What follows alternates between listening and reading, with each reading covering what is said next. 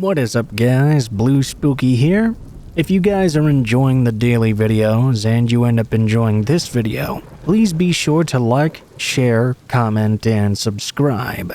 If we could aim for about 1,000 likes, that would be great.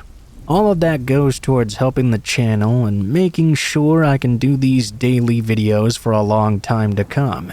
If you guys have any thoughts about the stories in the video, please be sure to leave them in the comments below, as I always enjoy reading your guys' thoughts on the stories therein.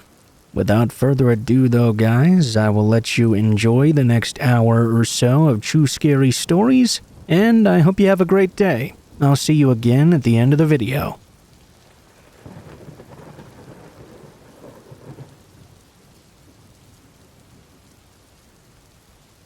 A couple of years ago when I was in college, something scary happened to me as I was playing video games. Many nights, if I didn't have homework, or even if I did have homework for that matter, I would play video games in my room. I lived in a small house with one other roommate that we rented together. The house was older and somewhat run down. There were 2 bedrooms and a bathroom upstairs, and a living room and kitchen downstairs. That was basically it. I met my roommate Kevin in the dorms the previous year. We lived across the hall from each other, and also had a couple of classes together. We became pretty good friends, and it worked out well for us to rent the house together. I remember that semester. We also had a class together as well. Other than that, our schedules were a bit different though. We would be gone at different times of day sometimes, and with school, it could get pretty busy on the schedule. One night, after a long day of classes and homework, I decided to unwind and play some Call of Duty. The time was about 9 p.m. or so, and it was dark outside. I had been locked away in a room for at least the past 3 hours, trying to get my assignment done. Thankfully, I had been able to finish it. I put on my headset and started gaming. I played a few rounds, but I remember that in between one of them, I thought I could hear a banging on my door. My headset didn't allow me to hear very well because it covered my ears entirely. While I was playing, there was no chance I was hearing anything. Now, after hearing someone banging on my bedroom door, I assumed it must be Kevin. I took off my headset to hear the tail end of it. Before it stopped, I told Kevin to come in, but he didn't. Whoever was on the other side didn't even answer me. After a few seconds, I got up from my chair and walked over to the door. When I opened it, I did not see Kevin out in the hallway. Actually, no one was there at all. I walked over to Kevin's room, still thinking it was him who had knocked, because who else would it be? I knocked on his door, which was closed, but he didn't answer me.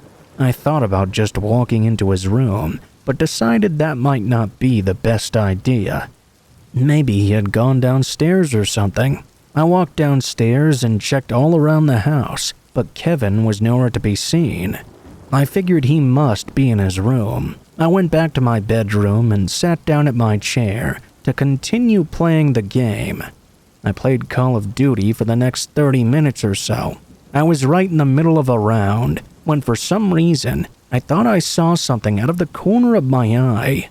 My TV and gaming chair that I was sitting on were in the right corner of my room.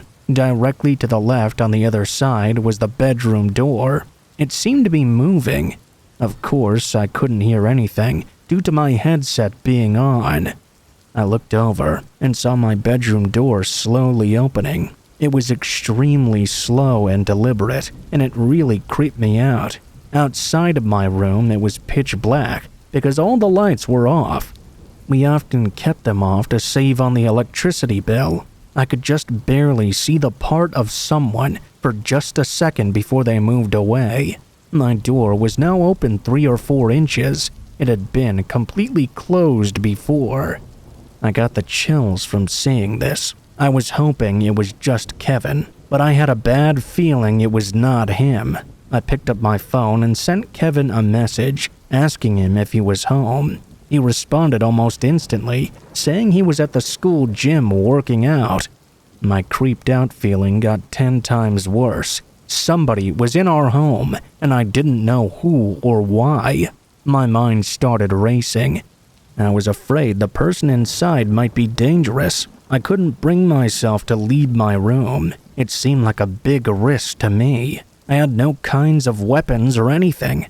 I told Kevin about the situation, and he said that I should leave if I could. I was on the second floor though, so that was going to be difficult.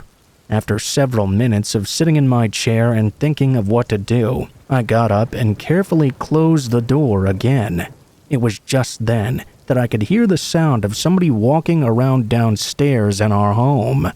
Whoever this was, they were now in the kitchen area. I walked back over to my chair and sat down. To be honest with you, the thought of calling the police didn't even pop into my head at the time. I can't tell you why, but it just didn't, as dumb as that may sound. I was just focused on somehow trying to get out of there. I considered trying to jump from my window or something, but I knew that wouldn't work. For 20 minutes or so, I was stuck in my bedroom, just hoping the person would not come back. Finally, I got up and walked over to the door. I stood there, listening to the person walking around downstairs like before. Eventually, I couldn't hear anything. Now, things were completely silent. I stayed there for 10 more minutes, listening in. When I didn't hear anything else, I decided I was going to make a run for it. I opened the door and ran downstairs, without looking back. When I got down, I went for the front door. I didn't see anybody inside. After leaving the house, I ran for my car and jumped inside. After locking my car doors, I finally felt safe. No more than a minute later, Kevin pulled up behind me. We didn't have a driveway and would park on the street. He got out of his car and started to walk inside. I got out of my car too and told him I was worried the guy might still be there. With Kevin now here though, I wasn't as scared as I had been before. Now I wasn't alone. I decided to go into the house with him. When we both opened the door, we yelled that whoever was inside needed to leave. There was only silence. Slowly, one by one, we turned on each light in the home and searched every room. The place was not very big, so it didn't take long. Soon, we found that whoever had been inside was already gone. Nobody was there.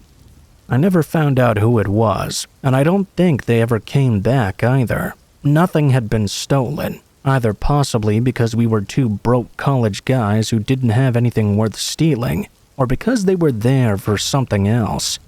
How he got inside was a pretty easy figure. Most likely it was because Kevin and I were always coming and going, and somebody had forgotten to lock the doors. Obviously, that changed after this experience.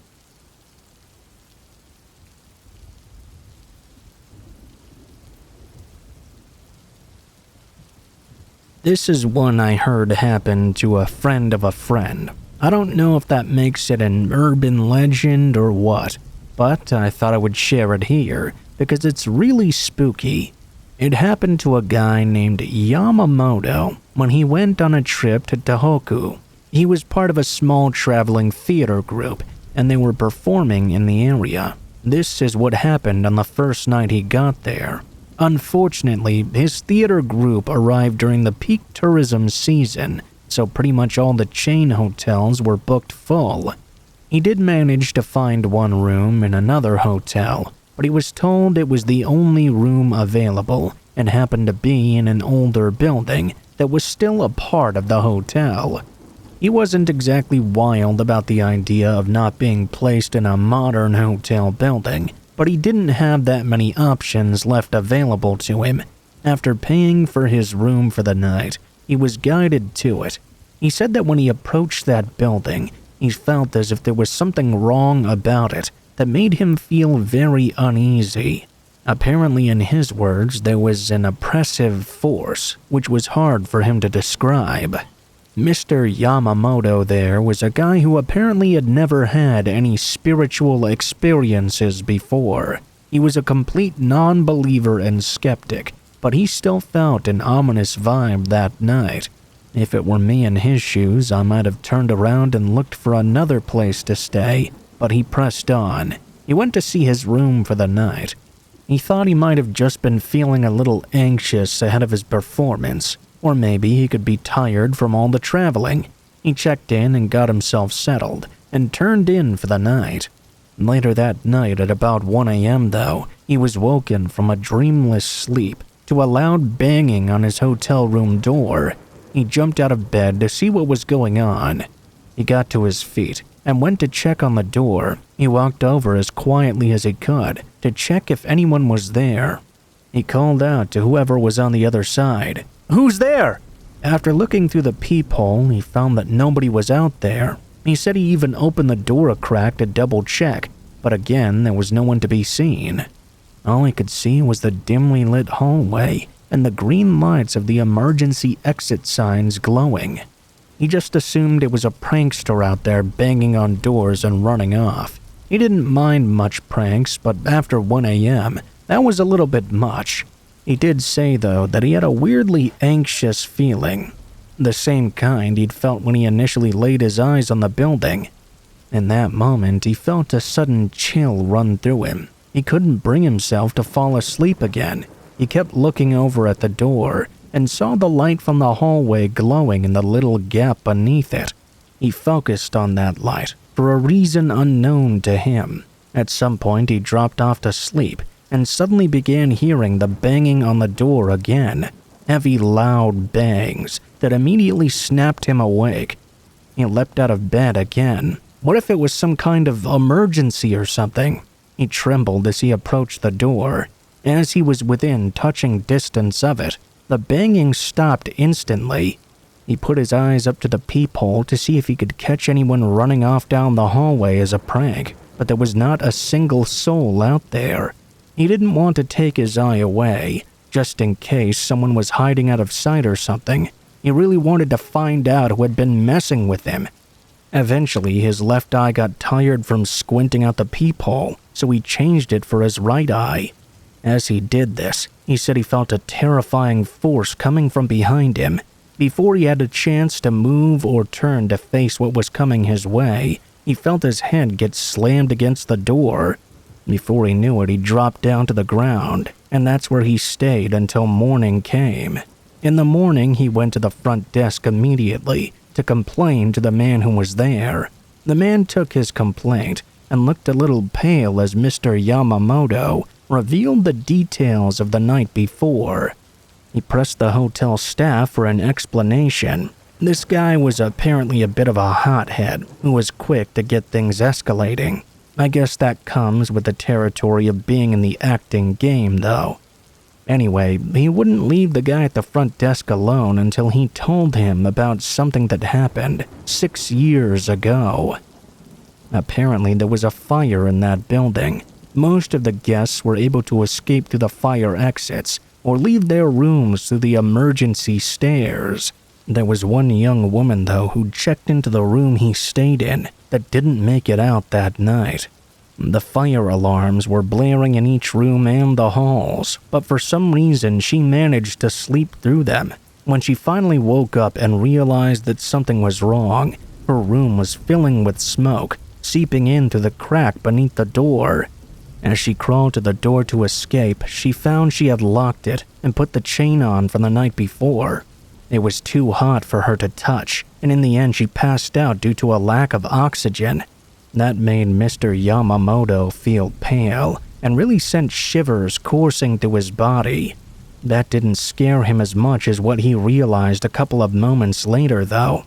As he thought back on it, he realized the banging sound he had heard had not been coming from outside his room.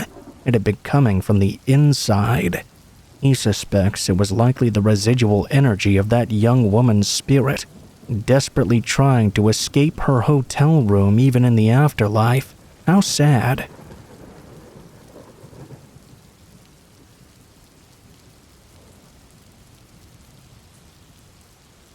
This story was told to me by my uncle, and I figured I'd share it. Now, just a fair warning, this story is really dark. This happened when my uncle was about 12 years old. back in 1980. It was in Ottawa. My dad and aunt were all little kids at the time and had been living in the house my grandfather had built about 5 years prior. The house was a single-story ranch and sat on an acre of land next to a really large stretch of woods. It was a warm summer evening at about 10 p.m. or so. My uncle and dad were in their bedroom with the windows open since it was so warm. Suddenly, they were awoken by the sound of distant screaming coming from the woods. My uncle and dad shot up from their beds and ran to go tell my grandfather. He got up, and my grandmother, aunt, uncle, and dad all followed him outside to the front porch. He used a flashlight and shined it out toward the woods. It was really dark, and he couldn't see anything. That is, except for a very faint orange glow deep in the distance.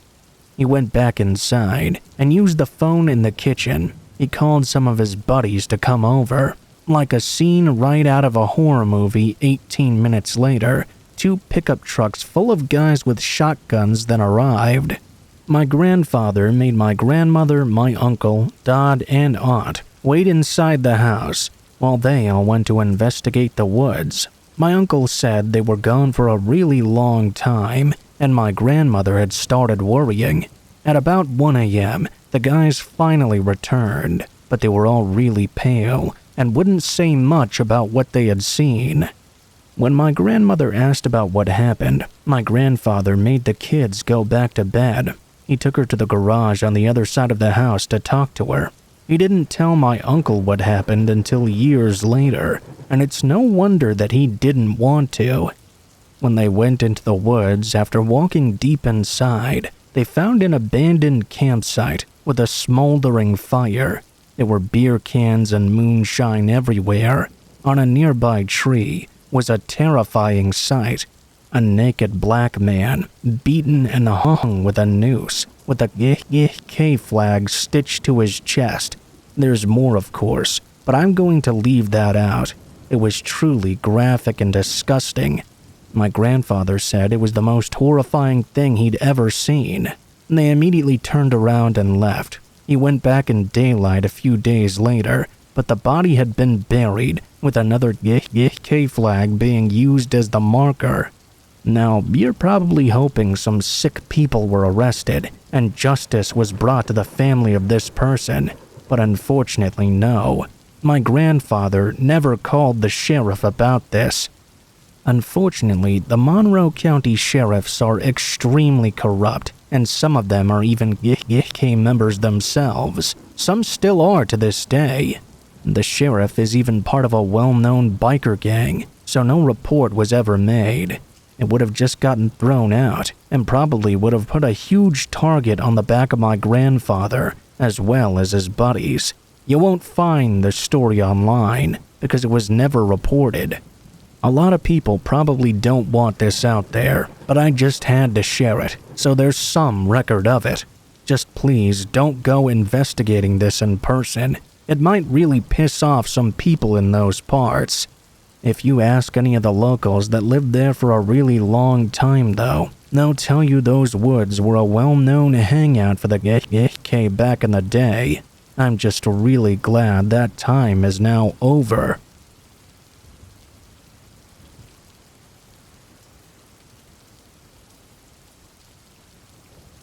Back in 2011, I did a week of guest lecturing at UMSL, and since I was still a young maverick back then, I was content to surf the couch of an old friend who happened to be working there after attending the same university. We were all still in our late 20s, so we were holding down jobs and being fairly responsible, but still staying up until 3 a.m. on the weekend, playing stoned Wii Sports until we got hungry enough to want to eat. At that point, we'd head on over to the local 24-hour Walmart to grab whatever looked good. He worked late shifts, and all my lectures were scheduled for the afternoon, so we stayed up almost every night either just hanging out, watching movies, or playing the Wii. On the 4th night of our little ritual, my buddy got home from work. We smoked up, played some more Wii Sports, and made our way over to the Walmart to grab some food. We were walking up and down the aisles with a basket, throwing in pizzas and wings and whatever you can think of. When we got to the snack aisle, we found ourselves in a minor disagreement over which chips to buy. We basically ended up standing there, having some dog-brained debate on which Ruffles were the superior flavor. That was when I started to notice this strange guy at the end of the aisle on our right. I noticed him because he wasn't looking at any of the merchandise. He was looking directly at us. You know, when you can see someone looking in your direction, but you don't want to make eye contact with them, so you kinda just check them out in your peripheral vision, but refrain from meeting their gaze? It sounds oddly specific, I know, but I'm sure some of you will know what I mean when I say I did not look directly at this dude. I could tell for certain he was looking at us though, not just a simple glance either. He was hardcore staring. I turned to my buddy and was about to say let's get out of here when I saw a second man standing at the opposite end. He was doing the exact same thing. I did end up making eye contact with the second guy, purely by accident. He only glanced at me for a second before I realized he wasn't looking strictly at me. He was looking past me at the first guy. That's when I turned back to the original man to see if he was really checking out this other guy and not me and my buddy. Lo and behold, he was looking at this seemingly random dude. Keep in mind that I was completely toasted at this time, so it took me a second to realize what was going on. There weren't just these two random dudes staring at me from each end of the aisle. They were having some weird silent confrontation.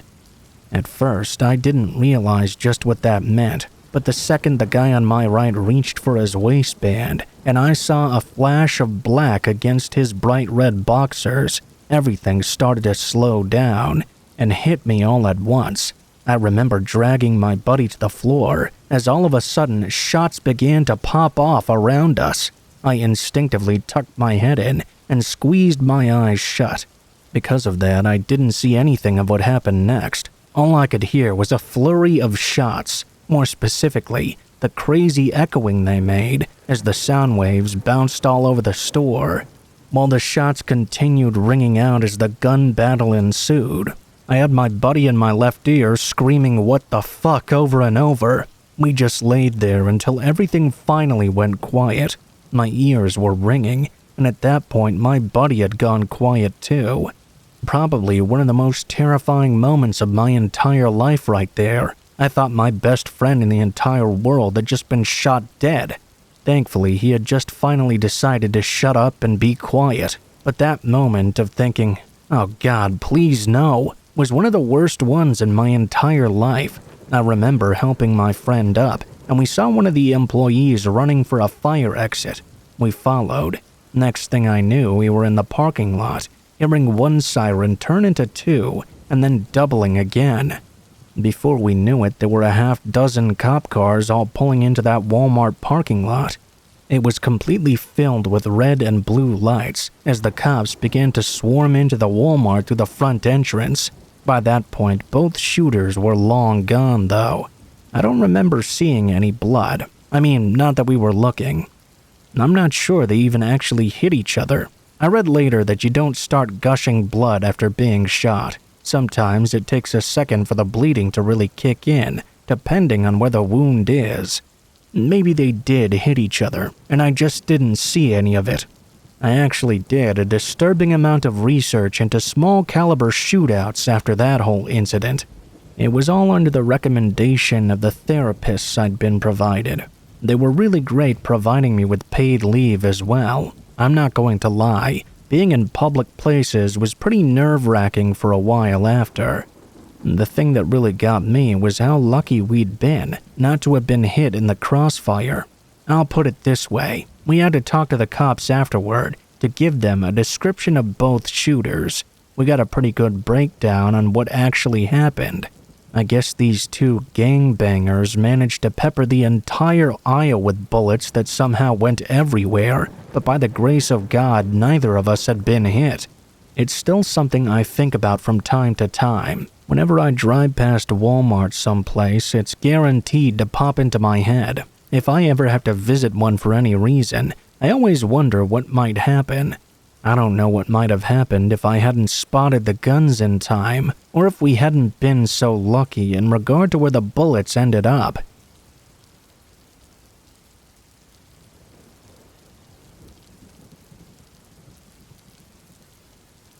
I go to Target all the time. It's the main place where I do most of my shopping. The store has just about everything you could want, from groceries to electronics. It's also nicer, in my opinion, than competitors like Walmart and Costco. Anyway, this is something that happened last year that caused me to not go there for quite a while. It happened one night when I went to do my normal grocery shopping. I think I got to the Target a little bit later than I usually do. It was maybe around 8 o'clock at night or so when I got inside. I grabbed a cart and started walking around the store, grabbing the various things I needed. At one point, I remember I was toward the back corner, and that's when I first noticed a woman. This woman was sort of short, thin, and had long, messy hair. What stood out about her the most was that she was just standing in the exact corner of the store and staring at me. She didn't have a shopping cart or basket, and wasn't holding anything either. It just seemed really odd. I was getting something back there about 30 feet away from her. I spent maybe a minute in the area, and when I was leaving, I walked sort of past her. I glanced over and noticed she was still staring at me. This was really, really weird. I mean, she hadn't really moved at all. What was she even doing? As I walked away, I could feel her still staring at me. I certainly did not recognize this woman at all. I moved on to another section in the grocery department from there, and I continued my shopping. Probably 10 minutes or so went by when I noticed her again. I was in an aisle and there were a few other people scattered around here and there. I noticed that a ways behind me was the very same woman. I didn't really look at her to see if she was staring at me again or not. I just noticed that she was there. I kept shopping like normal and was soon in another aisle. I saw the woman there as well. This was getting pretty weird. I still tried to ignore it though and not let it bother me. Soon I was done shopping. I then walked to the front of the store toward the checkout aisle. When I was walking there and in a more open area now, I noticed the woman was definitely trailing me. She was remaining a sort of far way behind me, but she was certainly following me. I really didn't know what to make of this. I got in line and waited to check out. As I did, the woman did not get in line behind me, but instead stood just inside the clothing section, which was adjacent to the checkout area. I was able to pay for my items and then be on my way. I walked out of the store, not bothering to look around and see if the woman was still following me. I didn't notice her at all until I had made it to my vehicle. I got into my car, which was a smaller SUV, and opened up the back rear door. I put several grocery bags inside of it, and that's when I saw the woman again. This time, she was just standing in an empty parking space, which was across and one over from my vehicle. She was once more about 30 feet away or so. I thought for just one brief second about talking to her. I was curious as to why she was acting so strangely. I decided not to, though. I didn't know what she was capable of. I finished unloading the things and closed up my trunk. I walked around to my driver's door and climbed inside. To my surprise, I heard the rear hatch suddenly open. I looked back and saw the woman literally climbing over my groceries into the back seat of my SUV. I asked her what the hell she was doing. At that point, she started climbing over the rear seats of my car, heading straight for me. It was a terrifying moment when that happened. I decided to leave my car again. I had no idea what she was planning to do, so I took my keys out of the ignition and jumped out of my driver's door. I basically sprinted full speed back inside of Target. The woman did not leave my car and chase out after me. When I was safely inside, I called the police and reported the incident to them. I waited inside Target without seeing the woman at all. When they got there about 10 minutes later, I spoke with them briefly. They went to my car to look for the woman. She had left my vehicle, but was a short distance away trying to break into another one. After the police apprehended her, I went back and looked at my car. Overall, it was fine, but she had taken all of my groceries out the bag and opened up several things. It was really weird. This incident caused me not to go to Target for a while, but I've since returned. I really don't know what the woman's problem with me was.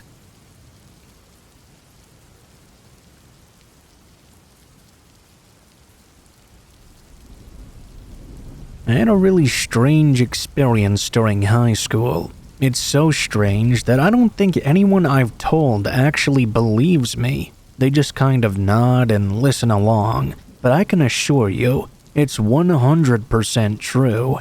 Of course, it's entirely up to you what you want to believe, though.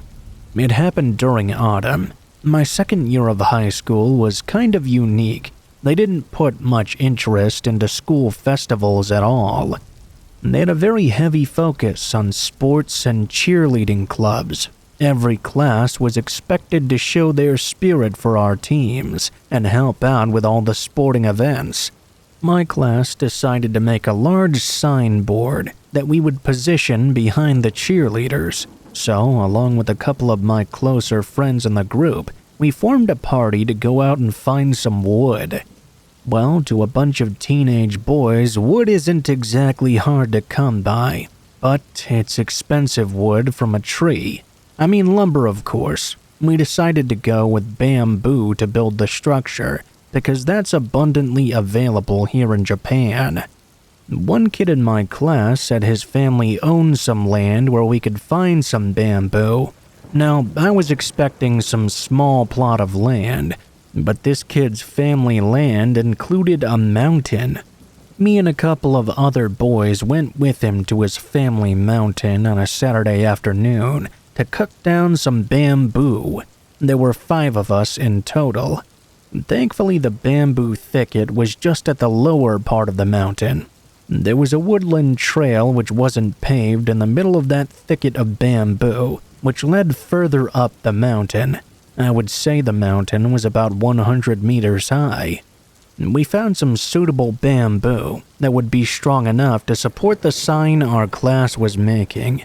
We set about cutting it down, but as we were cutting it, we were disturbed by a very strange noise that seemed to be emanating from far away down the mountain path. It wasn't a human voice making that noise. It didn't even sound like an animal, really. It sounded like some kind of strange metallic mechanical sound. I don't really know how to describe it. I thought it may have been an electric saw of some kind. The kid whose land it was said there would be no one else up there with us on the mountain today, though. His parents had made sure we would be alone so that we would be safe. I'll do my best to explain this sound. First of all, it wasn't like an engine sound, but a different sort of machine. I don't really know how to say it. Not much like a machine that cuts down trees.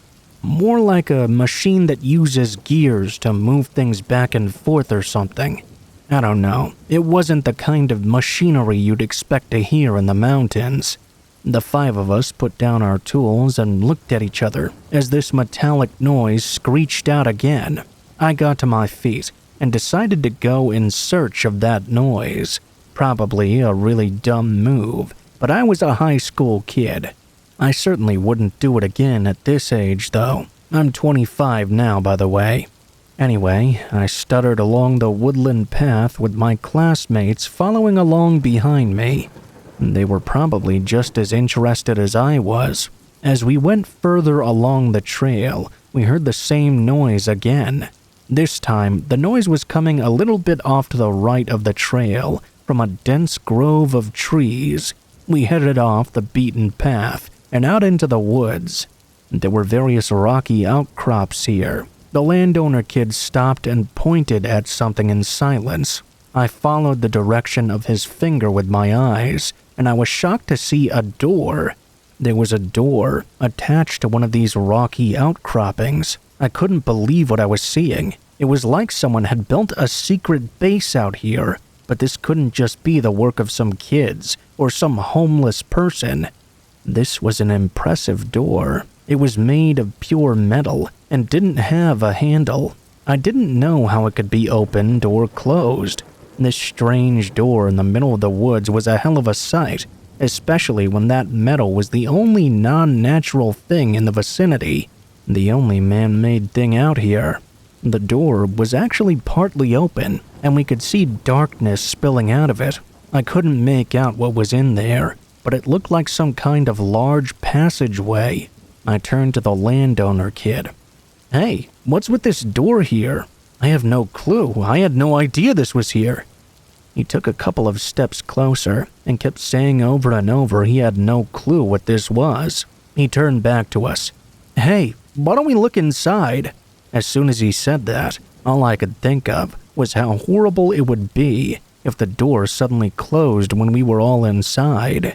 We would be trapped in there. We needed to take measures of precaution, so I suggested we find a big rock or something to wedge the door open.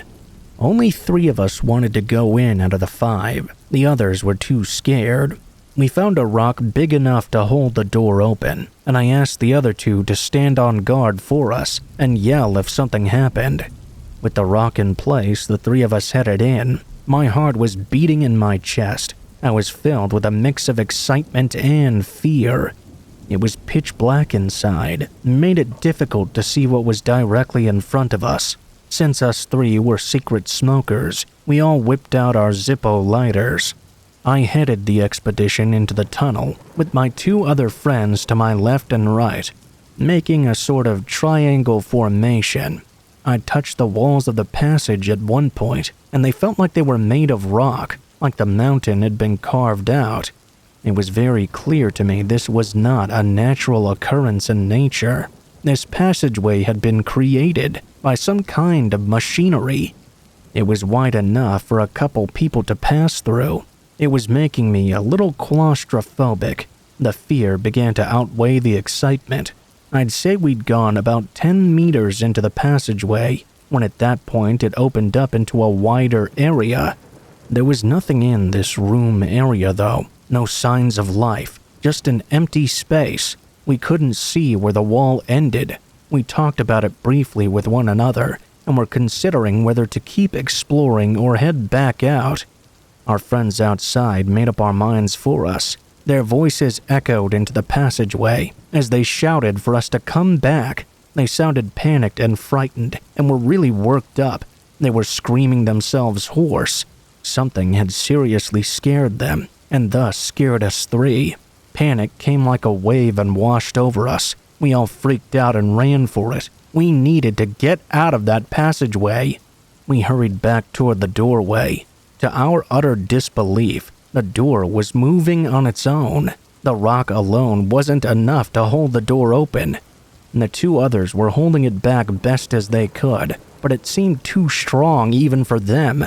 We sprinted to the exit, and I saw they were losing their battle with the door. I was at the back on the way out, since I had been the first in. I watched as the first kid I was with got out and joined the others in holding the door open. The second kid helped when he got out as well.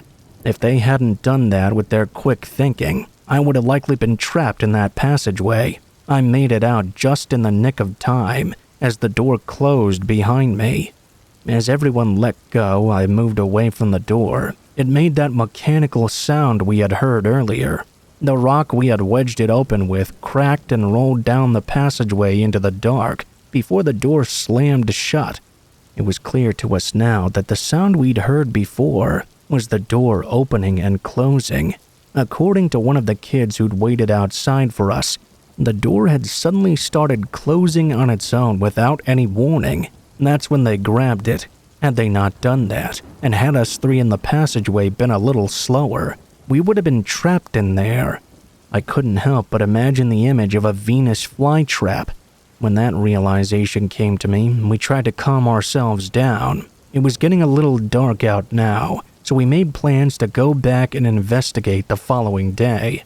We came back and tried to retrace our footsteps, but we couldn't find that doorway anywhere, or the passage. It was almost like it never even existed. None of us could believe that it was gone without a trace. I've kept in touch with the landowner, and I check in with him every now and then. He says that he never saw that metal door or heard those strange mechanical sounds again. That's the weirdest thing that ever happened to me, and I can't help but feel as if we avoided some horrible fate that day.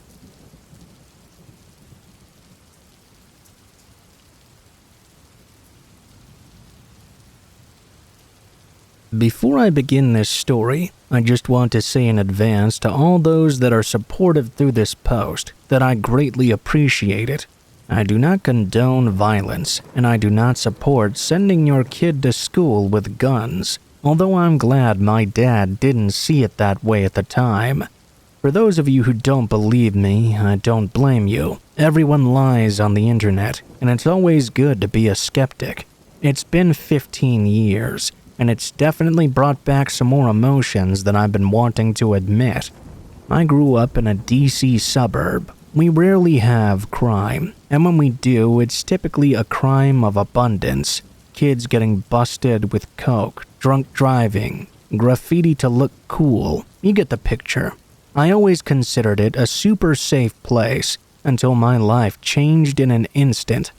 My parents are immigrants, and I'm first gen. I speak the language of my parents' fatherland, and both my parents are naturalized citizens. Essentially, my family did everything to fit into America, and they were able to achieve economic success in their own right. Behind my house was a park where I played basketball pretty much every day since I was 6 years old. Every now and then, we'd get some kids not from the neighborhood. I was friends with most of them, and there were never any problems. One day, a Spanish kid came and played with us. He insisted that my friend had fouled him, and they got into a big shouting match. All of a sudden, the kid pulled out a knife. I was one of the few kids on my block who had a cell phone, so I instantly dialed 911. In the posh DC suburbs, cops responded to deadly weapon calls instantly. Not even 2 minutes later, the cops were already in the parking lot, and this kid was getting arrested. The entire time, he was screaming at the top of his lungs that I was a dead man and he was going to kill me. Being the macho high school freshman that I was, I laughed at him, along with everybody else on the court. He was hauled off to wherever they take minor offenders. Little did I know that his older brother was in MS-3, one of the most dangerous and notorious Latin gangs in America. 2 weeks later, my father came home from work to find a dead rat nailed to our door with a note written in Spanish saying, "You're next." We called the police, but essentially they said there wasn't much they could do. To be safe, drive your son to school, and so forth. And that's what the cops told my dad. I was essentially on my own. My father, having served in the armed forces in his native country for over 7 years, had his own idea of protection. We had spent the next 2 weeks at the range, where my dad made sure I could hit a pinhole with his old service-issued HKP-9S. He then made me carry it in my backpack, even to school, where I could have been expelled and arrested. Then it happened. My dad couldn't pick me up from school one day. It was about a month later. I rode the bus. I knew one of this kid's buddies was on the bus, who had an early stop. The police later discovered he called the kid to let him know I was riding the bus that very day. By the time I got off the stop and rounded the corner, 3 guys were waiting for me. The other kid, his brother, and another MS-13 or tatted up guy. I was a few blocks away from my house, so I bolted and they chased me. They cornered me in my backyard before I could get to the door. The 2 older guys took out their switchblades and told me in broken English not to fight, that it would hurt less if I didn't fight back. At this point, I literally pissed myself. I had never felt such fear. They laughed and started walking toward me. In that moment, I reached into my backpack and pulled out my dad's gun. I flipped the safety and fired at the kid's older brother's chest. He hit the ground instantly. The other two were frozen, but the kid charged at me. Although he had no identifiable weapon on him, I didn't hesitate. I turned my sights on him and shot him 2 times point blank. I turned to the last thug who hadn't moved an inch the entire time, but was still brandishing the knife. I proceeded to unload the remainder of my magazine into him. By that point, our neighbor, who was a lieutenant in the police force, came outside. He was naked after just coming out of the shower. He had his service arm in hand. He came to find me sitting on the grass in my own urine, crying while all 3 teens bled out around me. The remainder was a blur. My interrogation didn't last long at all. The 2 older ones were illegal immigrants with assault priors and had weapons on them. And the question came down to whether or not it was self-defense when I shot the kid who charged me. The younger brother, they determined that he tried to incapacitate me while the other man was still armed, and so it was an act of self-defense because my life was still in danger. The neighbor lieutenant claimed the younger brother had reached into his pants for a weapon. That was a lie. He hadn't done that, but the lieutenant lied to protect me.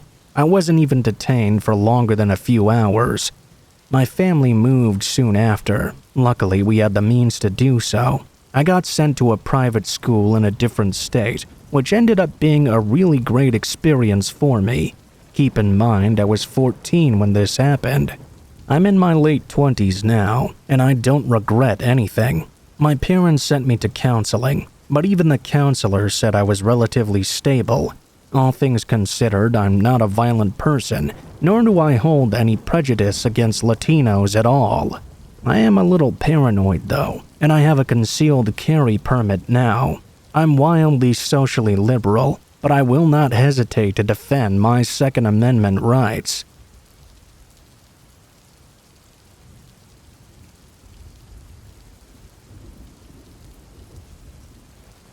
At the time of the story, I was 21 and living in a major Midwestern city near the university there. Having lived there for only 1 month before my story began, I had witnessed a train stop stabbing, been yelled at by a crackhead, had a homeless guy follow me and threaten to choke me outside the physics building on campus, and watched a 13-car cop raid on a drug house just across the street. The area around the university was known for being rough and had a notoriously high rate of crime. We would get a few texts a week from the campus police saying things like there had been a robbery or a break-in, an assault, a stalking, an attempted kidnapping, etc. I always ignored these texts, thinking foolishly that I would never be a victim. I was smart enough to stay out of trouble, not go out alone late at night, and all of those cliches. I seriously regret that behavior now, and to anyone listening to this, please never think you're 100% safe, no matter your level of preparedness. Always do your best to stay observant and be careful. The first incident wasn't too unusual. I was just a block or 2 away from my apartment building. It was in the early evening. It was still light outside. I was walking my dog Sesame, a cute Shiba Inu who looks like a fluffy, goofy puppy and has never been frightening or particularly protective in his life. As I was heading back home, I passed a small parking lot, and in it was a large van. I could see a man in his early 60s, sitting in the driver's seat smoking a cigarette. He stared at me as I passed by, and actually leaned out of his car and called out to me, "Hey, you there! That's a cute dog. What's its name?" I should mention this isn't even my first story like this. I have a pretty intense fear of strangers, and actually struggle with PTSD from other incidents in my life. Being pretty wary, I decided to ignore him and just walked faster. I heard a car door shut behind me, and turned around to see that he'd gotten out of his van and was making his way toward me. He called out to me again. "Hey, baby, I just want to see your dog. Come back here." His phrasing pissed me off. I gripped my dog's leash and started to speed walk away from him.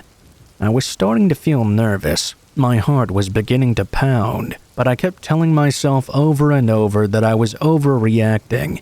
It was just my paranoia acting up. There was nothing to worry about. Boy, was I wrong. I managed to turn the corner and was about to cross the final park before getting to my apartment.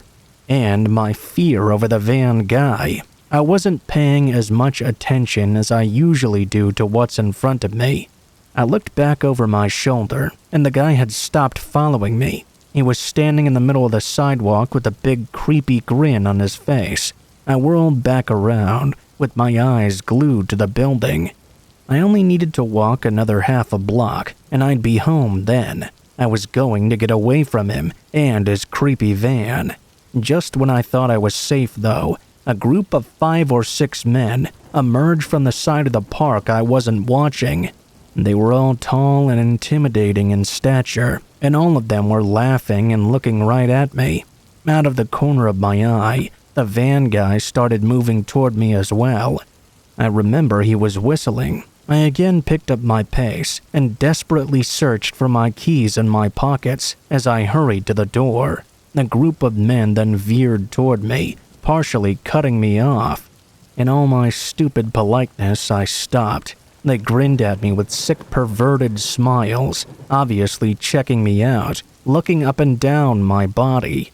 It made me feel sick. I tried not to panic and inched closer to my apartment. "Hey, what's your name? Where you going?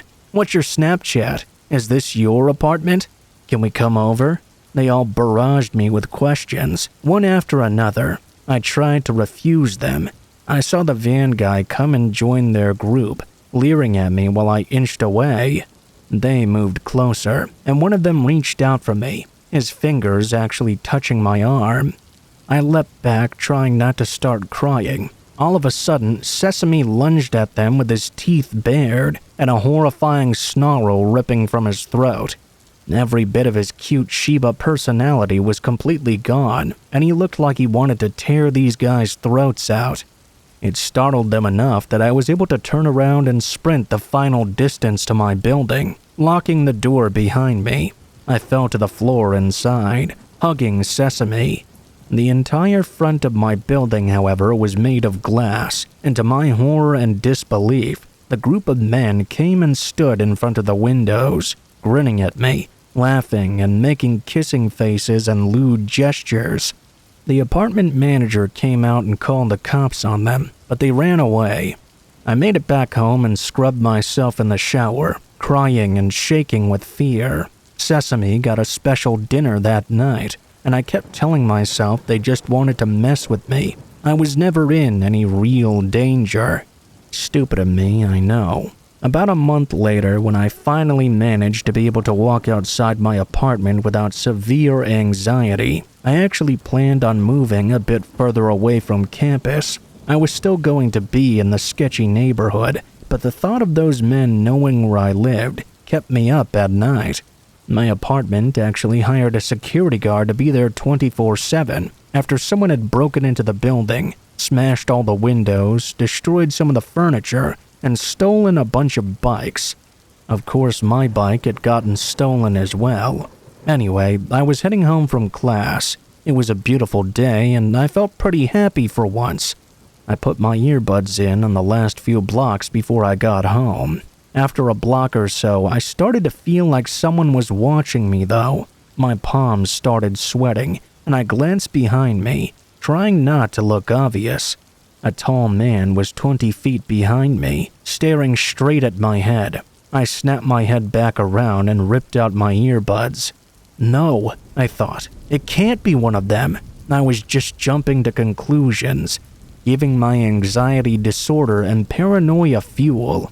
There was something familiar about him, though. My heart started racing, as I hoped to God the others weren't waiting for me around the corner of my building, ready to ambush me. I walked faster, wishing Sesame was with me. I was too afraid to look back at the man as I fumbled with my keys and wrenched the door open as hard as I could. This turned out to be a crucial mistake.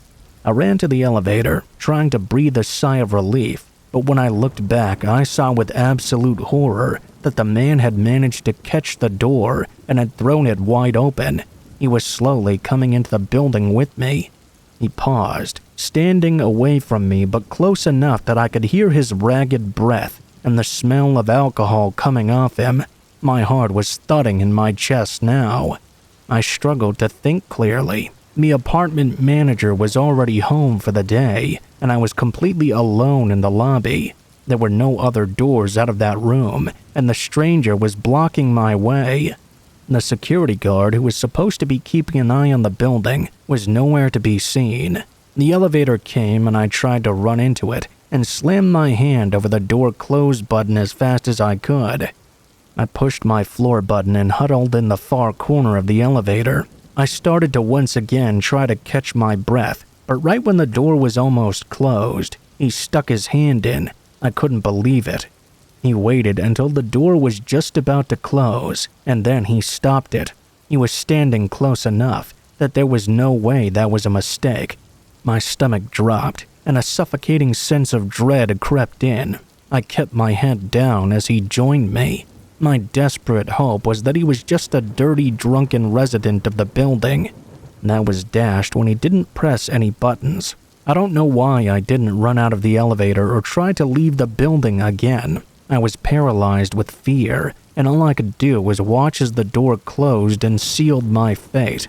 The elevator was filled with a stench of alcohol. If I wasn't so terrified, I may have gagged. It was nauseating. I couldn't look at him. I couldn't even move. I screamed at myself in my head to press the wrong button and try to escape him, but I was petrified. He leaned over me, and I heard him breathe in deeply and quietly sigh. I felt tears well up in my eyes. The seconds it took to reach the top floor where I lived felt like hours. I saw no way I could escape this drunk guy who was smelling me. In the reflection of the elevator walls, I could make out his disgusting smile. He was staring directly at me, his hands in his pockets clearly holding on to something. I'm not religious, but I prayed I could make it to my door in time. I realized he probably was not going to attack me in the elevator. There was a large camera in the ceiling. I looked up at it, feeling tears spill out of my eyes.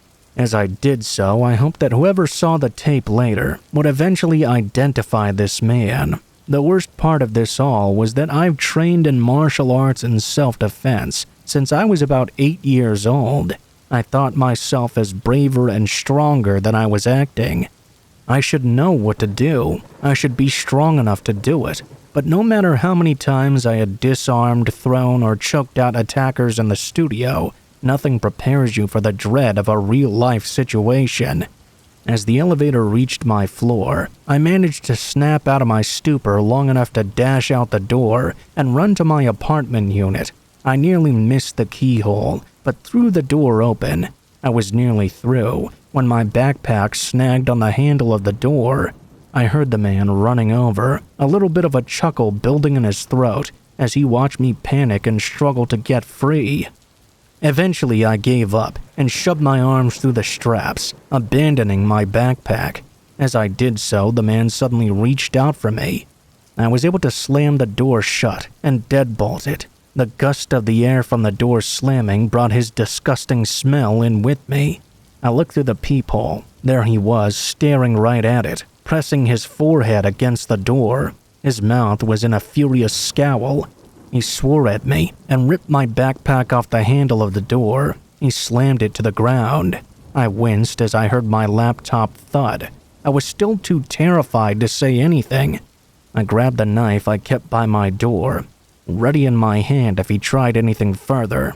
After a few minutes of staring at my door and jiggling the handle, plus licking the peephole, and I'm not joking when I say that, he unzipped the backpack, dumping all its contents out onto the floor. He picked up my bag and began sniffing it, leering at the peephole as he did so, like he knew I was still watching him. Finally, he left using the elevator, visible from the door, like nothing had ever happened. I continued to stare out for what felt like an eternity. Then I finally called the apartment manager, feeling my anger sinking in. The security guard had not been anywhere in sight, not paying attention at all. It turns out he had fallen asleep eating Taco Bell and watching movies on his phone. He was only 10 feet away from the elevator the entire time, sleeping in the office behind a closed door. They fired him, but the creepy guy was never caught, and neither were any of the others. I don't know for sure this man was even part of the original group. I was honestly too terrified to look much at their faces during the initial incident. I moved out of my apartment a week later, staying with my boyfriend at the time for the remainder of my lease. I kept Sesame with me at all times when possible. A few more things happened while I lived in that city, from having to call in a gunfight outside my new apartment window to having to pick up my friend who was being followed by a van. There are nice things about that city too, but during my time there, besides learning the police department was absolutely useless and corrupt, I had to escape with my life multiple times. I couldn't be happier to be far, far away from there and doing a lot better with my fear and anxiety.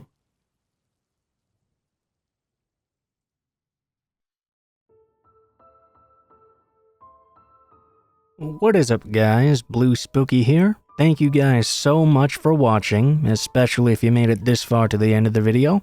If you liked the video, please be sure to like, share, comment, and subscribe if you feel so inclined. If you have any feedback for me as well, be sure to leave that in comments below the video. If you guys have a story you'd like to send in, or if you'd like to contact me for any reasons, there will be links to my social media in the description below the video, including my Facebook, Gmail, and Twitter accounts. Go ahead and send me a message on any of those, and I'll try to get to you as soon as possible. If you do decide to send in a story, please be sure to include in the tagline what the name of the story is if it has one, what type of story it is if it has one, and how you'd like to be credited in the description below the video. Please make sure to include as much detail as you feel comfortable with and try to use as much proper grammar as possible to make sure you have the highest chance of appearing in a future video. Overall, I think that's pretty much it for now, guys, so thank you so much for watching, and I hope you guys have a great day.